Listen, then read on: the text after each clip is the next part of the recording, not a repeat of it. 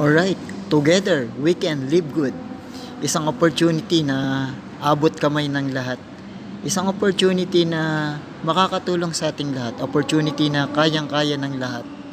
So bakit nga ba kailangan talaga natin humanap ng extra opportunity or extra part-time job, extra side hustle, yung mga barya-barya na sooner or later lalaki din. So kasi aminin man natin sa hindi sapat yung isang income lang yung pumapasok kinsenas katapusan.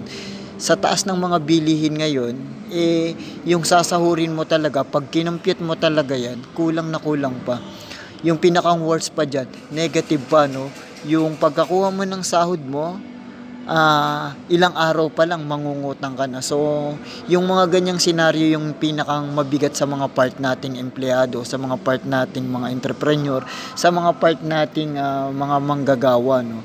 So, kaya naman talaga, isa talaga sa pinakang magandang goal, no, or i-goal set natin sa buhay natin is habang nasa mundo tayo ng full-time job, is maghanap na tayo ng another source of income. Kasi kung hindi talaga tayo maghahanap, hindi talaga tayo magtatry, hindi talaga tayo susubok ng ibang opportunity, pagdating ng taon or pagpapalit ng taon, ayun at ayun pa rin yung mangyayari.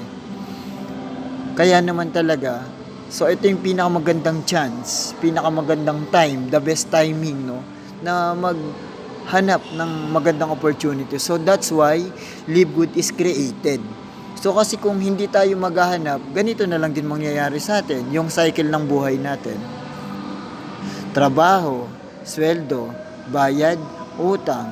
Trabaho, sweldo, bayad, utang. Nasa rat cycle tayo, no? Kung familiar ka kay dun sa sikat ngayon na rat cycle na tinatawag, no? So ito yung nangyayari talaga. So ulit-ulit lang. So that's why pinakamagandang gawin talaga natin habang nasa full-time job is maghanap ng second source of income. Okay, so that's why Live Good is created.